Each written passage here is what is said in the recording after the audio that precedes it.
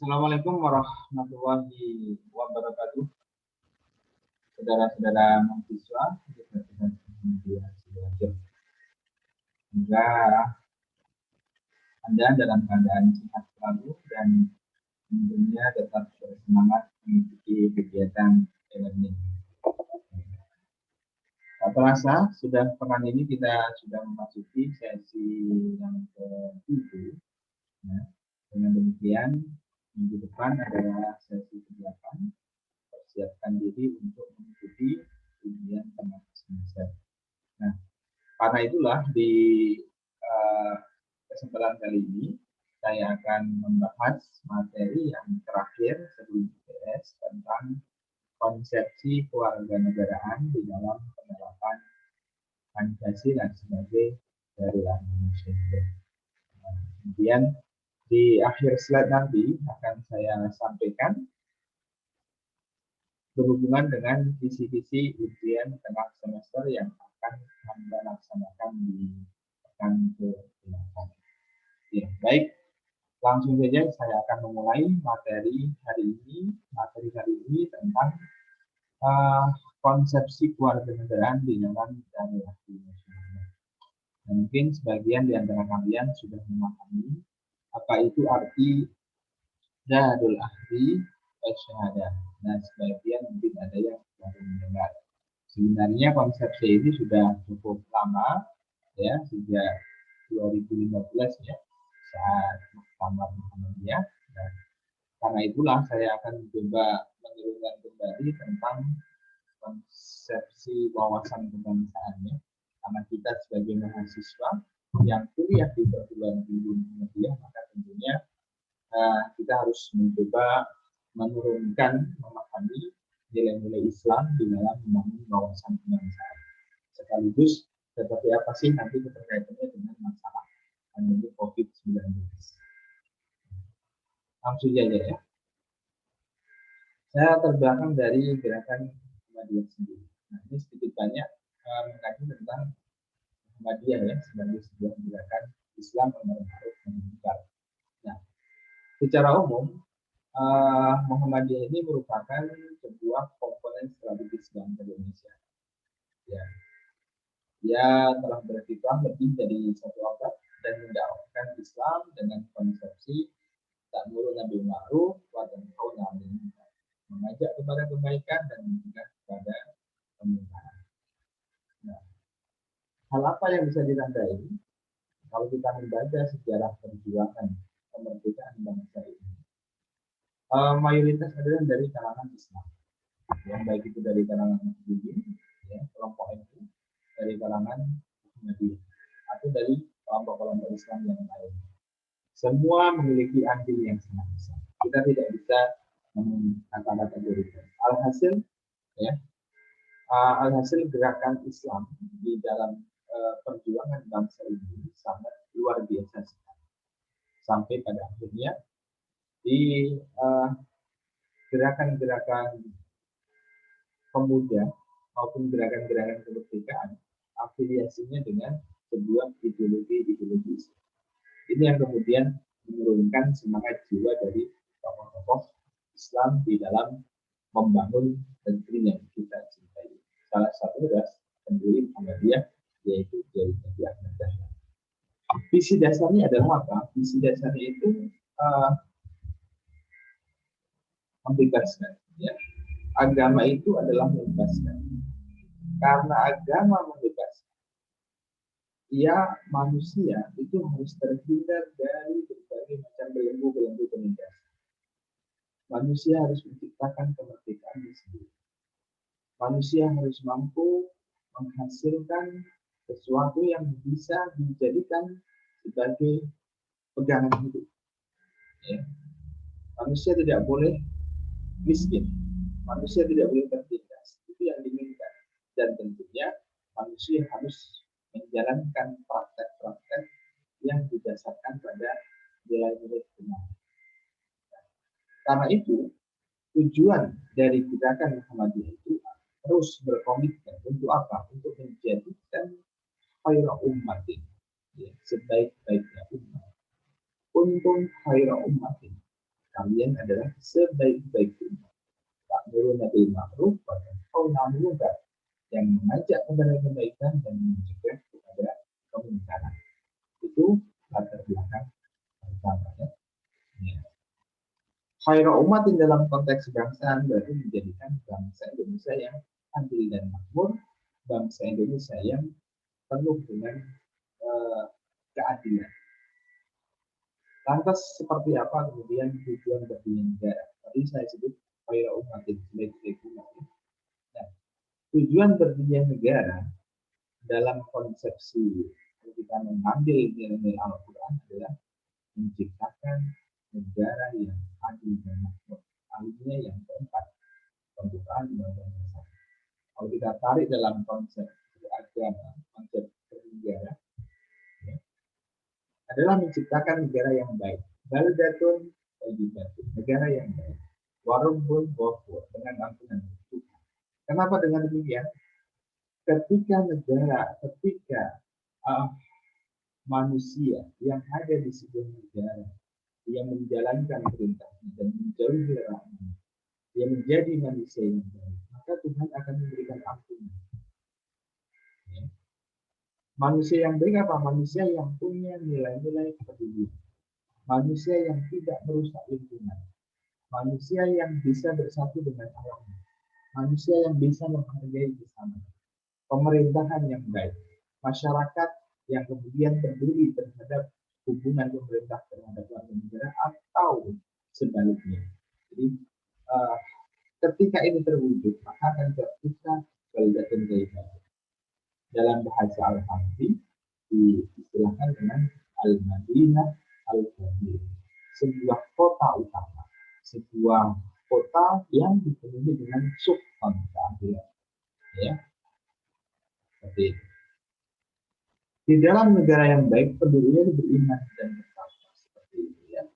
Nah, disebutkan di dalam surat Al-A'raf, walau anna ahlul qura, andai saja suatu penduduk kampung itu amanu, mereka beriman dan bertakwa terhadap Tuhannya, maka apa? Niscaya lapatakna alaihi, maka niscaya Allah akan membukakan kepada mereka penduduk dalam sebuah kaum itu ya, keberkahan dari langit dan dari bumi. Barokatin misalnya keberkahan dari langit.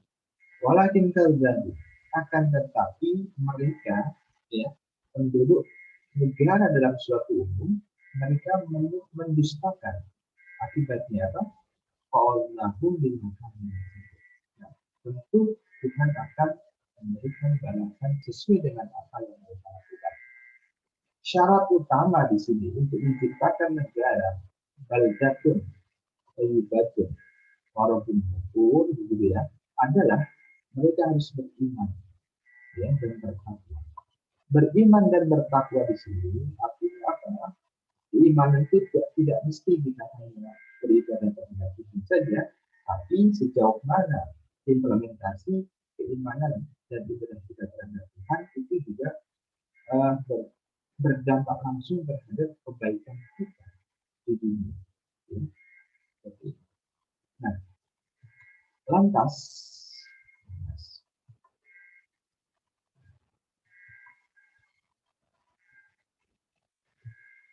demikian juga pada ayat yang lain begitu ya.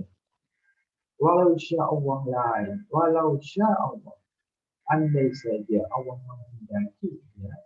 Kalau Allah menghendaki, maka niscaya Tuhan pun bisa menjadikan kalian sebagai umat yang satu. Ya. Jadi, intinya apa? Fastabiqul khairat. Maka berlomba-lomba dalam kebaikan.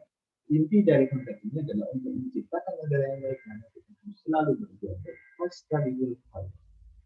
Dan dia berkomitmen untuk terus memproyeksikan negara Pancasila yang maju, adil dan makmur. Nah, itu yang ditekankan di dalam tujuan. Nah, kita langsung pada materi ya. Apa itu konsepsi kewarganegaraan di dalam fikih sosial ya. Konsepsi kewarganegaraan di dalam membangun kewarganegaraan. Materi kita adalah materi tentang pendidikan keluarga negaraan. Pendidikan keluarga negaraan itu berhubungan erat dengan tanggung jawab manusia terhadap sesama manusia, hubungan terhadap sesama manusia. Nah, lantas seperti apa nilai-nilai Islam di dalam membangun wawasan? Nilai-nilai Islam di dalam membangun fikih sosial, begitu ya. Nah, kalau saya istilahkan di sini terdapat istilahnya adalah fikih sosial. Nah, fikih sosial. Fikih itu ada dua macam. Ada fikih yang bersifat ta'abbudi, ibadah terhadap Tuhan, fikih makhluk. Ada fikih yang khairul makhluk. Ini berhubungan dengan muamalah. Muamalah adalah hubungan terhadap sesama manusia. Hubungan terhadap manusia. Oke, kita akan gali seperti apa fikih sosial hubungan terhadap sesama manusia tadi. Nah, kita akan gali di sini. Baik. Dalam konteks nilai-nilai Islam, pendidikan keluarga negaraan sejalan dengan penerapan pemahaman fikih bersama atau fikih toleransi, ya, fikih toleransi, atau disebut juga dengan fikih sosial, karena ini menyangkut hubungan terhadap sesama manusia. Apa itu? Al-Quran mengajarkan kita agar saling at-ta'aruf, gitu ya. Ta'aruf adalah saling mengenal satu sama lain, gitu. Saling mengetahui, saling mengenal satu sama lain. At-tafahum, tafahum itu berarti saling memahami satu sama lain, gitu ya. Kemudian at-tarahum ini adalah saling mengasihi satu sama lain, saling mengasihi satu sama lain. At-tadamun ukhuwah, saling memiliki persaudaraan. Dan at-ta'ayus bisirri, hidup di dalam sebuah kedamaian, hidup dalam sebuah kedamaian. Ta'aruf, saling mengenal satu sama lain, saling memahami, saling mengasihi, mengikatkan ikatan persaudaraan, dan hidup dalam sebuah kedamaian. Apa? Kita bisa ambil di dalam Quran surat Al-Hujurat ayat 10 sampai 13. Ya, dalam Al-Baqarah 25. Kita lanjut di sini, kita baca satu persatu ayat. Innamal mu'minuna ikhwah wa aslihu baina akhwaikum wattaqullaha la'allakum turhamun. Ayat yang pertama ini berhubungan dengan ukhuwah, persaudaraan. Ikhwah adalah persaudaraan. Sesungguhnya sesama orang mukmin itu bersaudara. Fa aslihu, maka kalian harus selalu berbuat baik. Baik akhwaikum, di antara saudara kalian. Ini pada ayat ini mengajarkan kita pentingnya mengikat tali silaturahim persaudaraan dan pentingnya berbuat baik, ya, berbuat baik terhadap sesama di antara kita. Jelas ya, kita ada ayat ini. Kemudian pada bagian yang kedua, ayat yang kedua, Al-Hujurat begitu sama.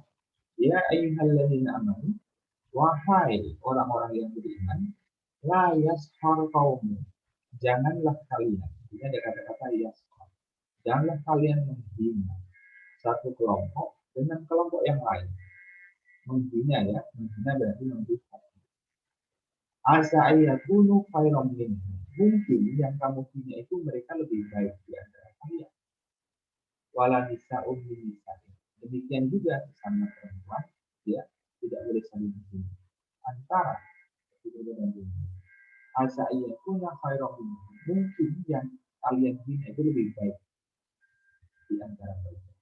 Nah, kemudian yang berikutnya ada kata wala talmizu. Nah, talmizu. Talmizu ini artinya adalah memberikan cap negatif, label, atau dalam stigma negatif, memberi label-label negatif. Wala talmizu anfusakum, janganlah kalian semua memberikan label negatif, cap negatif terhadap orang lain. Wala tanabazu bil alqab, dan juga jangan memberikan lakop-lakop. Ya, lakop adalah julukan yang tidak baik. Nah, seperti itu. Bi'sal ismul fusuqu ba'dal iman, seburuk-buruk apa kefasikan adalah sudah belum beriman. Artinya dalam ayat yang kedua di sini ada kata-kata lain, jangan menghina, begitu ya. Kemudian jangan memberikan label-label seperti itu, bil alqab dengan julukan-julukan. Nah, seperti itu. Ini yang terjadi di masyarakat kita adalah antara satu kelompok dengan kelompok lain sering memberi label, memberi stigma negatif. Ini yang tidak diinginkan. Kalau itu terjadi maka akan memudahkan terjadinya konflik sosial. Lanjut pada ayat yang berikutnya adalah ya ayyuhalladzina amanu, wahai orang-orang yang beriman. Ya. Ya ayyuhalladzina amanu tajibu katsiran minal dzann. Nah, seperti ini. Apa artinya? Wahai orang-orang yang beriman, kalian harus menjauhkan diri ya dari berburuk sangka. Dzann, ya, berburuk sangka. Karena kita kalau cenderung berburuk sangka, maka akan berbuat negatif. Inna ba'dal dzanni, sesungguhnya sebagian dari prasangka itu adalah kotoran, ya, tidak baik. Wala tajassasu, ini ada kata-kata tajassasu, dan janganlah kalian jasus. Jasus itu bisa diartikan membicarakan orang di belakang, riba, begitu. Ya, membicarakan, memberitahu sesuatu yang tidak diketahui belum disampaikan pada orang yang sebenarnya harus menyampaikan. Tajassus. Omongan-omongan yang tidak bisa dihentikan seperti itu. Itu cenderung sekali di media-media sekarang ini. Wala yaghtab, dan janganlah menghibah, membicarakan orang lain di belakang riba. Ba'dukum ba'da, antara kalian seperti itu. Ayuhibbu ahadukum ayyakula lahma akhihi, apakah kalian ingin memakan daging saudara sendiri dan menghinakannya? Itu perkaranya seperti itu. Dalam ayat yang ketiga ini, intinya apa? Kita harus selalu husnudzon, berbaik sangka, dan jangan jasus, menggerutu, menggila. Nah, jadi ini pentingnya hubungan pendidikan keluarga negaranya, hubungan antar sesama warga negara. Oke, lanjut pada ayat yang berikutnya adalah tentang ya ayyuhan nas, wahai manusia, inna khalaqnakum, sesungguhnya kami jadikan kalian min zakarin, laki-laki, wa unsa, dan perempuan. Wa ja'alnakum, dan kami jadikan kalian syu'uban, berbangsa-bangsa dan bersuku-suku. Wa, berbangsa, sya'bun artinya masyarakat, syu'uban berada banyak masyarakat. Wa qabail, qabilah, kelompok, dari kata qabilah, artinya kelompok, jamaknya adalah qabail, kelompok. Apa tujuannya? Lita'aruf, untuk apa? Untuk saling mengenal satu sama lain. Ya, ini ya. In akramakum indallahi atqakum, sesungguhnya yang paling mulia di antara kalian adalah yang paling bertakwa. Manusia Indonesia adalah manusia yang plural, yang menjemur. Karena itulah kita sebagai warga negara harus bisa saling mengenal satu sama lain. Oke. Ayat yang berikutnya Al-Baqarah 25. Disebutkan la ikraha fid din, tidak ada paksaan di dalam sebuah agama. Ya. Qad tabayyana rusyd minal ghayy, kama yaqul bit-taghut wa yu'min billahi faqad istamsaka bil 'urwatil wuthqa lam fitama laha wallahu alim. Ayat ini intinya pada kata-kata la ikraha fid din, tidak ada paksaan dalam sebuah agama. Seperti dalam pasal 29 itu, orang bebas memiliki keyakinan, akan tetapi keyakinan itu tentunya tidak kemudian melukai atau menistakan kelompok yang lain. Toleransi bukan berarti kita menggadaikan atau mengakrabkan keimanan kita dengan keimanan agama atau agama lain, akan tetapi adalah sejauh mana penghargaan kita terhadap sesama manusia dalam konteks hubungan muamalah. Ini yang kita sebut dengan fikih sosial atau fikih muamalah. Fikih untuk memadu hubungan antar sesama warga negara. Oke, nah, jadi jelas ya. Ayat ini silakan lebih lanjut kalian bisa membacanya di dalam Quran surat Al-Hujurat ayat 10 sampai 13. Oke, next. Nah, lantas seperti apa sih misi profetik dalam membangun wawasan kebangsaan? Di dalam konsepsi Islam, Islam itu tidak kaku, Islam itu akan terus melahirkan kemajuan. Makanya visi Muhammadiyah ini adalah dari sini pencerahan bersemi. Itu artinya apa? Kita sebagai manusia, generasi terdidik, akan terus melahirkan sebuah perubahan-perubahan, tajdid, pembaharuan. Pembaharuan itu tentunya tidak sembarangan, ada koridornya, ya, hador, berkemajuan. Apa refleksinya? Ya, Islam yang berkemajuan itu merefleksikan nilai-nilai transendensi. Ada nilai-nilai yang didasarkan pada keimanan. Intinya yang pertama adalah keimanan. Sebagaimana sila yang pertama, keimanan. Yang kedua adalah liberasi, pembebasan, emansipasi, dan humanisasi, memanusiakan manusia. Misi profetik ini adalah misi kenabian. Nabi hadir itu bukan hanya menyebarkan tentang keyakinan terhadap Tuhan saja, akan tetapi misi kenabian adalah membebaskan manusia dari orang-orang yang beriman. Kalau kita membaca sejarah Nabi Muhammad, ya, 13 tahun pertama ya ketika di Makkah begitu, dakwah Nabi adalah dakwah amar ma'ruf nahi munkar. Kenapa demikian? Karena pada masa jahiliyah manusia tidak dimanusiakan, terjadi perbudakan, terjadi perempuan tidak ditempatkan pada hakikat yang sesungguhnya, dikubur hidup-hidup. Perbudakan terjadi di mana-mana, ketidakadilan atas nama Lata Uzza, atas nama dewa-dewa, atas nama Tuhan yang mereka yakini. Nabi hadir memberikan nilai-nilai keadilan. Nabi hadir memberikan nilai-nilai persamaan. Sampai pada akhirnya dengan akhlaknya Nabi dikenal dengan al-amin, orang yang dapat dipercaya. Maka dalam sebuah ayat disebutkan wa ma arsalnaka illa rahmatan lil alamin. Kami tidak mengutus engkau wahai Muhammad kecuali hanya untuk memberikan rahmat kasih sayang terhadap semua alam semesta. Jadi apa? Nabi itu memberikan rahmat, memberikan kasih sayang. Islam itu rahmat seperti itu, tidak kemudian takut. Maka misi kenabian adalah memanusiakan manusia dan membebaskan manusia dari ketertindasan, selalu mengajak kepada kebaikan dan kemungkaran. Itu bagian dari turunan fikih muamalah ya. Nah, misalkan Quran surat Al-Imran ayat 104 dan ayat 110 menjadi inspirasi kita. Apa bunyinya? Wal takum minkum ummatin yad'una ilal khair wa ya'muruna bil ma'ruf wa yanhauna 'anil munkar. Ya. Ya. Sebuah umat yad'una ilal mengajak kepada khair, kebaikan, wa ya'muruna bil ma'ruf wa yanhauna 'anil munkar wa ulaika humul muflihun. Ya, mereka adalah orang yang beruntung. Intinya di sini mengajak kebaikan dan menyuruh kepada kebaikan. Dan melarang kemungkaran. Dalam ayat yang lain ini disebutkan kuntum khaira umat, kalian adalah sebaik-baik umat.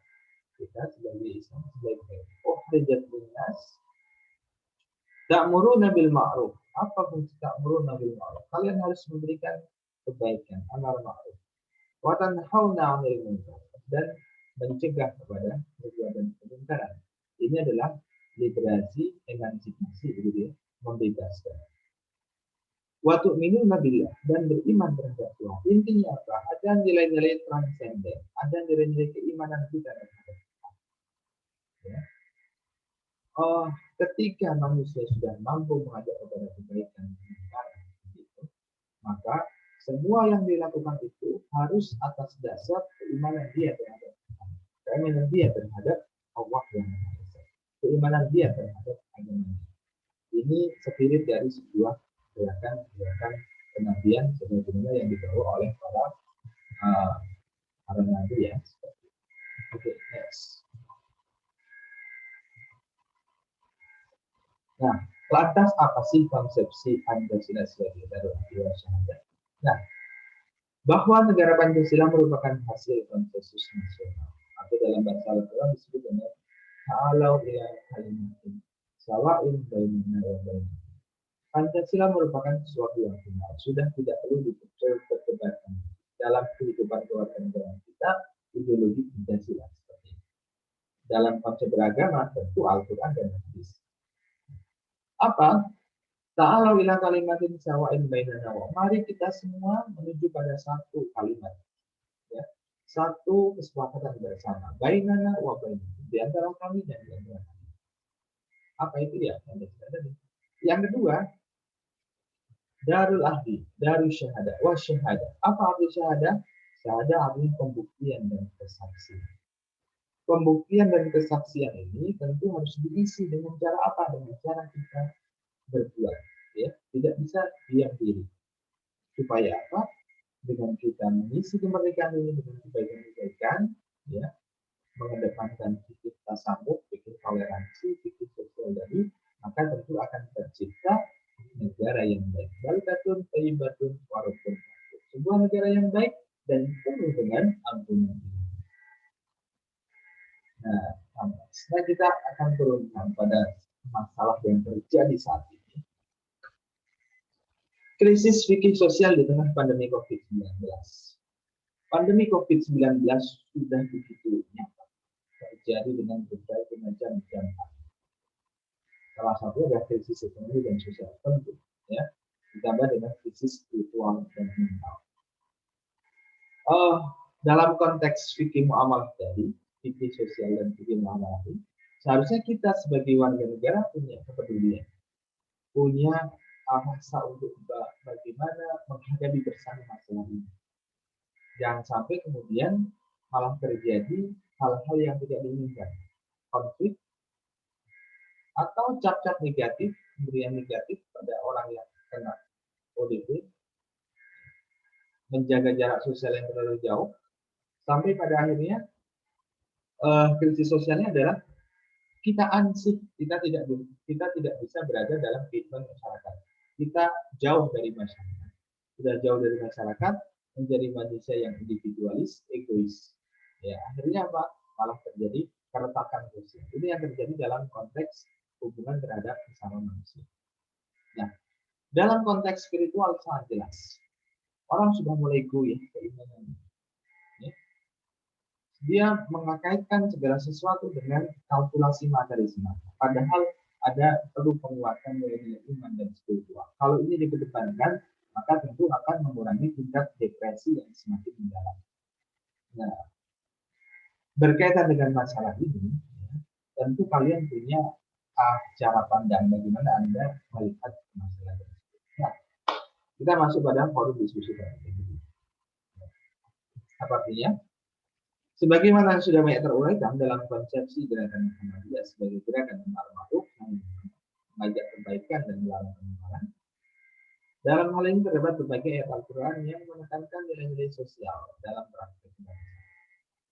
Ukhuwah, persaudaraan, ta'awun saling kerjasama, tarokum saling mengasihi, hidup dalam jalan. Namun realitasnya, kehidupan kebangsaan diwarnai dengan krisis mental, krisis spiritual, dan apa? Akibatnya apa? Terjadi konflik, ketidakpedulian bersama. Akibat ketergantungan teknologi, kita menggunakan teknologi luar biasa, tergantung sekali. Bahkan kita lupa dengan keadaan sekitar. Sampai pada akhirnya terjadi kekerasan. Ya. Seorang suami yang berbuat kasar terhadap istrinya karena main TikTok, di berita sekali. Atau karena depresi dengan teknologi akhirnya bunuh diri. Karena dengan teknologi terjadi berbagai macam hal-hal yang tidak diinginkan. Nah, jarak sosial yang semakin renggang, tidak abai terhadap lingkungan. Jadi masalahnya sangat kompleks sekali. Ya. Nah, menurut kalian, bagaimana Anda memaknai penerapan fikih sosial? Ya? Apapun itu bentuknya, dalam konteks persaudaraan misalnya, dalam konteks kerjasama misalnya, dalam konteks manusia yang kurang mengasihi satu sama lain misalnya, atau dalam hal-hal yang lain. Silakan kalian bisa memilih. Kenapa? Karena itu akan menurunkan krisis mental kita, spiritual kita, dan akhlak kita. Ya, kenapa? Agar bangsa ini bisa menjadi negara yang baik dan penuh dengan ampunan. Oke. Silahkan kalian berpendapat sesuai dengan pendapat masing-masing. Ya, nggak harus banyak apa titik. Oke, untuk kisi-kisi UTS, insya Allah UTS minggu pekan ke-8 kalian pelajari 4 topik ini saja. Hanya ada 4 pertanyaan, cukup kalian jawab sesuai dengan pemahaman kalian. Ya, jawaban tidak mesti terlalu panjang, lagi-lagi yang penting kalian kerjakan. Waktunya 100 menit, jadi begitu Anda klik harus selesai saat itu pula ya. Ya, oke. Ada 4 materi. Yang pertama tentang pengantar dan urgensi mempelajari kewarganegaraan dan penguatan wawasan Islam dan kebangsaan. Seperti yang saya jelaskan barusan ya tentang konsepsi dari waktu bersyahadat. Kemudian yang kedua tentang identitas nasional dan identitas kewarganegaraan. Kemudian yang ketiga negara hukum, konstitusi, hubungan negara dan konstitusi, dan hak asasi manusia, dan hubungan negara dan warga negara. Semua pertanyaan ini bersifat open minded, ya, open, membuka pikiran, bukan open book ya, tapi open minded, membuka wawasan dan pikiran. Baik, itu untuk materi kita pada kali ini. Sekian, terima kasih, selamat belajar dan tetap bersemangat. Wassalamualaikum warahmatullahi wabarakatuh.